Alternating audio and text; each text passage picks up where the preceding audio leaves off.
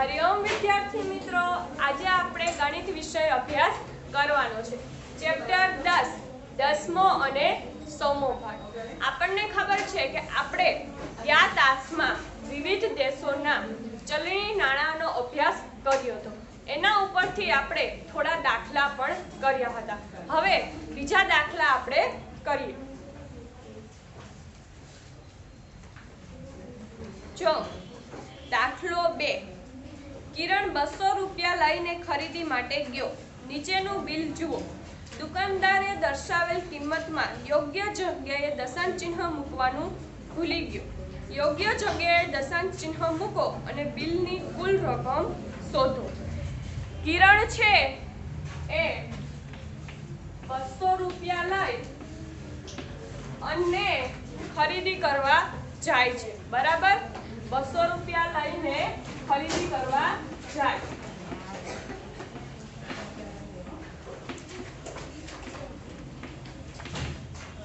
એણે નીચે પ્રમાણે વસ્તુઓ લીધી છે, પરંતુ એ વસ્તુનો જથ્થો અને વસ્તુની કિંમત અહીં આપેલી છે। તો જે કિંમત આપેલી છે ને, જે કિંમત અહીં આપેલી છે ને, એમાં દુકાનદારે દશાંશ ચિહ્ન વચ્ચે મૂકતા ભૂલી ગયા છે। તો આપણે આ વસ્તુમાં યોગ્ય જગ્યાએ દશાંશ ચિહ્ન મૂકવાના છે અને ત્યારબાદ સરવાળો કરવાનો છે કે વસ્તુ ટોટલ કુલ કેટલા રૂપિયાની થાય છે એ અહીં લખવાનું છે। તો આપણે એક પહેલા તો કોષ્ટક બનાવીએ, વસ્તુ, પછી શું છે જથ્થો, અને પછી કિંમત રૂપિયામાં। એમાં છે રૂપિયામાં કિંમત, બરાબર। હવે આપણે જોઈએ પેલો વસ્તુ શું લે, એક સાબુ લે છે। પેલી વસ્તુ શું છે, સાબુ। કેટલા લે તો કે 1, અને એની કિંમત અહીંયા કેટલી લખી છે, 1250।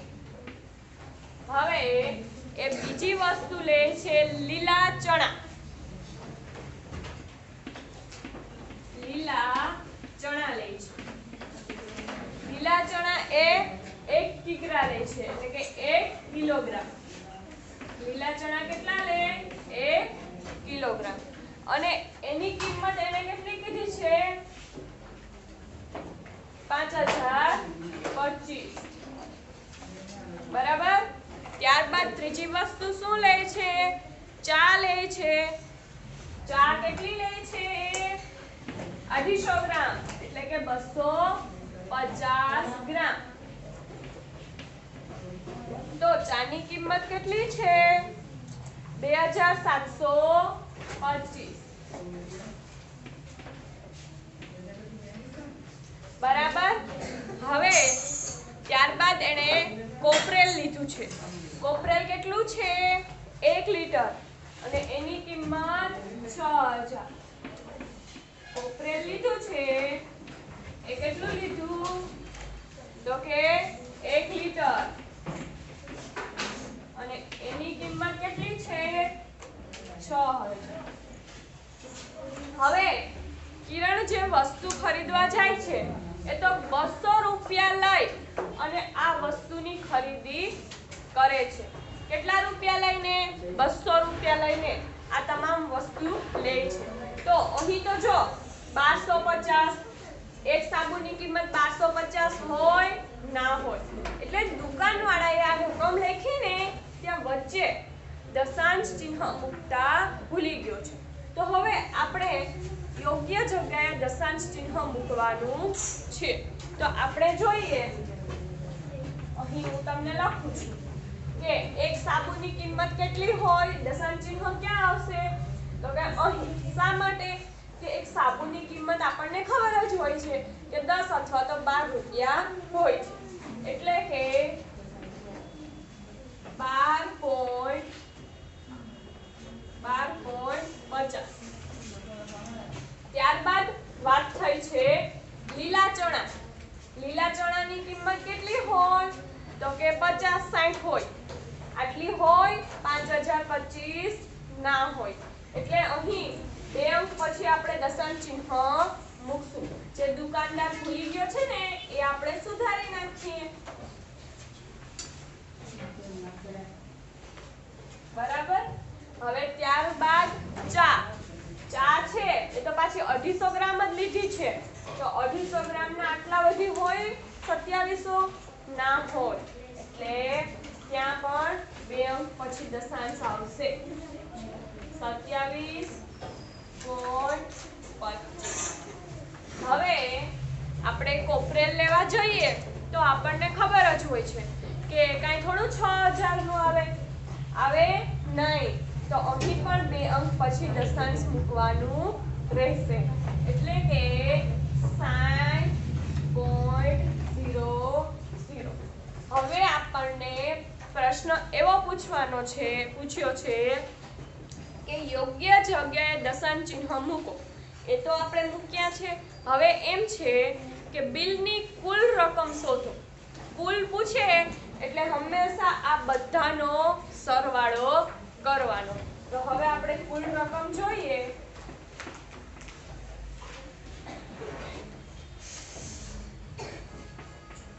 જો 5 ને 5 10, 10 ની 0 વધી 1, 5 ને 7 ને 9 ને 1 10, 10 ની 0 વધી 1. અહીં દશાંશ 2 અંક પછી છે એટલે અહીંયા મૂકી દેવાનું દશાંશનું દશાંશ. હવે 7 ને 2 9 ને 1 10, 10 ની 0 વધી 1. બરાબર. તો હવે અહીંયા કેટલા થાય છે? 6 ને 8, 8 ને 10 ને 15. તો કેટલા આપણને મળ્યા? 150.00. એટલે કુલ રકમ કેટલી થાય છે? 150 રૂપિયા. એ કેટલા લઈને ગયો તો કિરણ? 200 રૂપિયા લઈ અને વસ્તુ લેવા ગયો તો એને એ બધી વસ્તુ કુલ 150 રૂપિયામાં મળી છે. અને 200 માંથી 150 જાય તો 50 રૂપિયા એની પાસે પાછા વધે છે. હવે પ્રશ્ન 3. કયું શહેર ઠંડુ છે? આપણને પ્રશ્ન 3 પૂછ્યો છે કે કયું શહેર ઠંડુ છે. હું હિમાચલ પ્રદેશમાં રહું છું. ત્યાં શિયાળામાં તાપમાન 2 અંશ સેલ્સિયસ થઈ જાય છે. કેટલીક વાર પાણીની પાઇપોમાં બરફ જામી જાય છે. આ જે હિમાચલ પ્રદેશમાં રહે છે અહીં ચિત્રમાં દર્શાવ્યું છે. આ દાદા હિમાચલ પ્રદેશમાં રહે છે. તે કહે છે કે ત્યાં તાપમાન કેટલું થાય? 2 અંશ સેલ્સિયસ. હવે એક દાદી છે એ કહે છે હું રાજસ્થાનમાં રહું છું. રાજસ્થાનમાં તાપમાન કેટલું છે? 48 અંશ સેલ્સિયસ. 48 અંશ સેલ્સિયસ સુધી પહોંચી જાય છે. અહીં બહુ જ ગરમી હોય છે. પાણી લાવવા માટે કેટલા કિલોમીટર ચાલવું પડે છે? એટલે તમને એવું કીધું છે કે હિમાચલ પ્રદેશ અને રાજસ્થાન એ બંનેમાંથી કયું શહેર ઠંડુ છે? તો જેમ તાપમાન ઘટે એમ ઠંડી વધે. તાપમાન જેમ નીચે જાય ને એમ ઠંડીનું પ્રમાણ પણ વધતું જાય. જેમ તાપમાન વધે છે એમ ઠંડીનું પ્રમાણ ઘટતું જાય અને ગરમીનું પ્રમાણ વધે છે. તો અહીં 2 અંશ સેલ્સિયસ એટલે કે તાપમાન ઘટેલું છે તો શું હશે? ત્યાં વધારે ઠંડુ હશે. એટલે કે કયું શહેર ઠંડુ છે? તો આપણને લખવાનું હિમાચલ પ્રદેશ ઠંડો છે. કારણ કે ત્યાં તો 2 અંશ સેલ્સિયસ તાપમાન છે.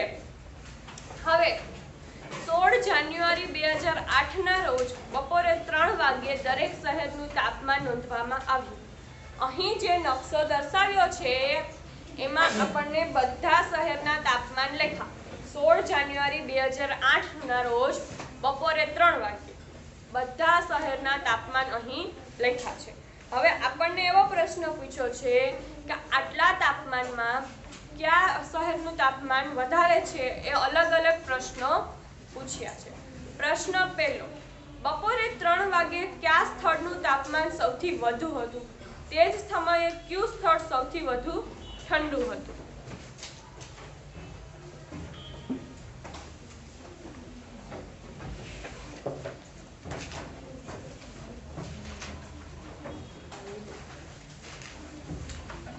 જો પ્રશ્ન આપણે પહેલો છે કે બપોરે 3 વાગે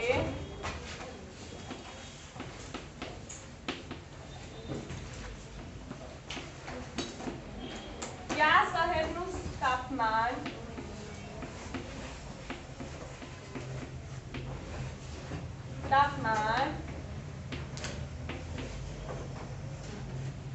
સૌથી વધુ હતું?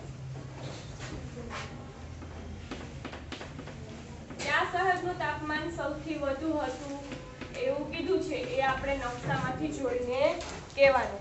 અને 3 વાગ્યે જ કયા શહેરનું તાપમાન સૌથી વધુ છે એ જોવાનું, અને તે સમયે કયું સ્થળ સૌથી ઓછું ઠંડુ હતું, સૌથી વધુ ઠંડુ. તે સમયે કયું સ્થળ સૌથી વધુ ઠંડુ હતું?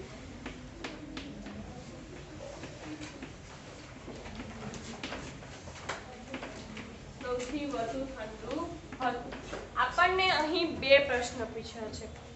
પહેલો પ્રશ્ન કે 3 વાગ્યે કયા શહેરનું તાપમાન સૌથી વધુ હતું? જે શહેરનું તાપમાન સૌથી વધુ હશે એ શહેરમાં ગરમી વધુ હશે. બીજો પ્રશ્ન એવો પૂછ્યો છે, તે જ સમયે કયું સ્થળ સૌથી વધુ ઠંડુ હતું? એટલે કે જે શહેરનું તાપમાન સૌથી ઓછું હશે ને એ શહેર એકદમ ઠંડુ હશે. તો આપણે પહેલો પ્રશ્ન જોઈ લઈએ કે કયા શહેરનું તાપમાન સૌથી વધુ હતું. તો આપણે જોઈએ, અહીં આપણને જોતા ખબર પડી જ જાય છે કે મુંબઈ છે તો મુંબઈનું તાપમાન કેટલું છે? 35.1 અંશ સેલ્સિયસ છે ને, 35.1 સેલ્સિયસ. એટલે કે અહીં લખવાનું કે સૌથી વધુ તાપમાન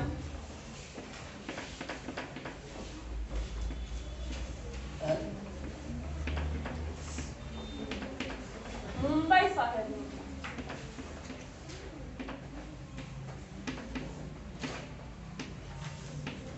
કેટલું છે? 35.1 અંશ સેલ્સિયસ. 35.1 અંશ સેલ્સિયસ છે. આ સી છે, સેલ્સિયસ છે. હવે પ્રશ્ન 2, તે સમયે કયું સ્થળ સૌથી વધુ ઠંડુ હશે? ઠંડી વધુ ક્યારે પડે? જ્યાં તાપમાન ઓછું હોય.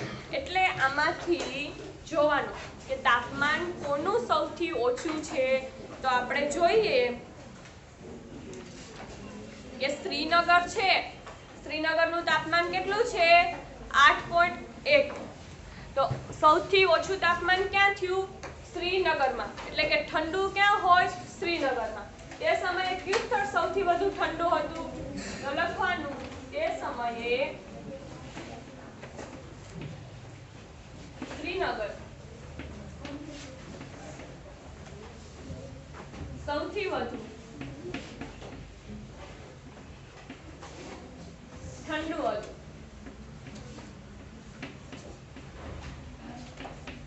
સૌથી વધુ ઠંડુ શ્રીનગર હતું. ત્યાંનું તાપમાન કેટલું હતું? 8.1 અંશ સેલ્સિયસ. કેટલું હતું? 8.1 અંશ સેલ્સિયસ. બરાબર. આમાં 2 પ્રશ્ન પૂછાઈ ગયા કે વધુ તાપમાન ક્યાં હતું અને સૌથી વધુ ઠંડુ એટલે કે ઓછું તાપમાન.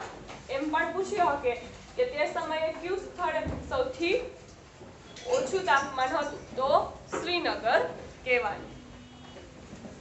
હવે પ્રશ્ન 2, મુંબઈનું તાપમાન શ્રીનગરના તાપમાન કરતાં કેટલું વધુ હતું? શું કીધું છે કે મુંબઈનું તાપમાન છે એ શ્રીનગરના તાપમાન, મુંબઈનું કેટલું છે 35.1 અને શ્રીનગરનું કેટલું છે 8.1. એટલે એવો પ્રશ્ન પૂછ્યો છે કે મુંબઈનું તાપમાન છે એ શ્રીનગરના તાપમાન કરતાં કેટલું વધુ હતું. પ્રશ્ન નંબર 2, મુંબઈનું તાપમાન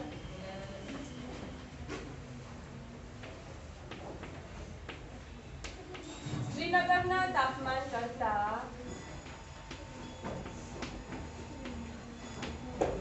પ્રશ્ન 2, મુંબઈનું તાપમાન શ્રીનગરના તાપમાન કરતા કેટલું વધુ હતું.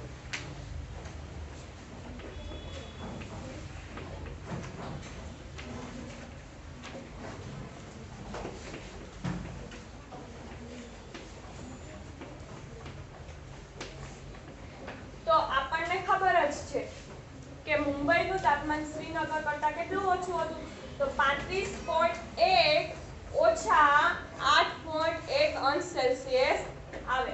એટલે કે મુંબઈના તાપમાનમાંથી આપણે શ્રીનગરનું તાપમાન બાદ કરશું, જે જવાબ મળશે એટલા ગણું તાપમાન શ્રીનગર કરતા મુંબઈનું વધારે હશે. એટલે આપણે આમ લખી શકીએ 35.1 અંશ સેલ્સિયસ ઓછા 8.1 અંશ સેલ્સિયસ બરાબર 35.1 ઓછા 8.1. તો 1 માંથી 1 જાય તો 0, દશાંશનું દશાંશ, 5 માંથી 8 જાય 9 એટલે લેવાનો 10 ગુણ 15. 15 માંથી 8 હોય જ કેટલા વધે તો કે 7. અહીં 2, અહીંયા કાંઈ નથી એટલે શું આવશે 0 છે એટલે 2 માંથી 0 જાય તો 2. તો કેટલું વધારે હતું તો કહેવાનું 27 અંશ સેલ્સિયસ. કેટલું હતું વધારે 27 અંશ સેલ્સિયસ જેટલું વધારે હતું શ્રીનગરના તાપમાન કરતા મુંબઈનું તાપમાન.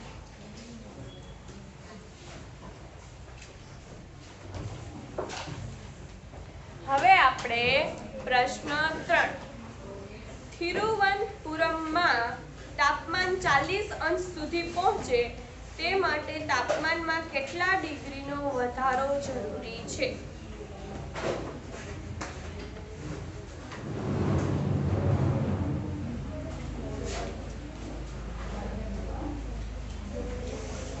જો શું કીધું છે પ્રશ્ન 3, તિરુવનંતપુરમમાં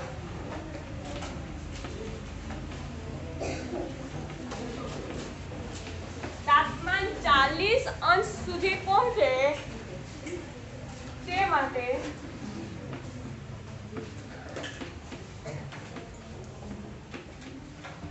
અંશ સેલ્સિયસ સુધી પહોંચે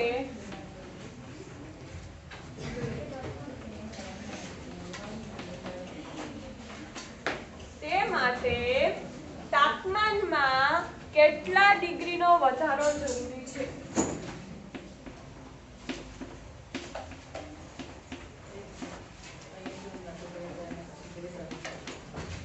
કેટલા ડિગ્રીનો વધારો જરૂરી છે.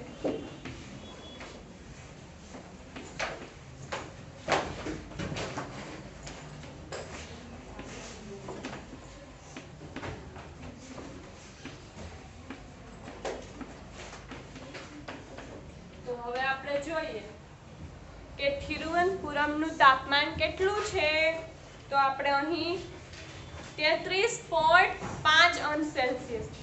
કેટલું છે 33.5 અંશ સેલ્સિયસ છે અને એમાં કેટલું પહોંચાડવાનું છે 40. ક્યાં સુધી 40 ડિગ્રી સુધી કરવું હોય તો એમાં કેટલી ડિગ્રીનો વધારો જરૂરી છે. એટલે આપણને કેમ ખબર પડે તો આપણે જોવાનું કે 40 સુધીનું કીધું છે ને 33.5 છે.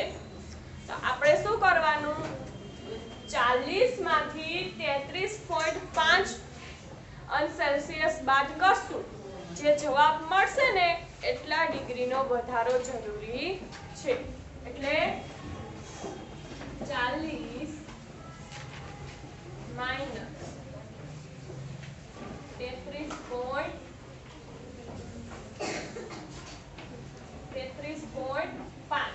બરાબર 33.5 તો હવે આપણે આમાં બાદબાકી કરવાની છે કે 40 માઈનસ 33.5 તો આપણને બધાને ખબર જ છે કે આ જે તાપમાન 40 અંશ સેલ્સિયસ સુધી પહોંચાડવું હોય તો એમાંથી 33.5 ને આપણે શું કરવું પડશે તો કે બાદ કરવું પડશે કેટલાને તો કે 33.5 અને 33.5 બરાબર તો આપણે શૂન્યમાંથી 5 જાય નહીં એટલે અહીં લેશું 10 માંથી 5 જાય તો 5 હવે અહીં આપણે 10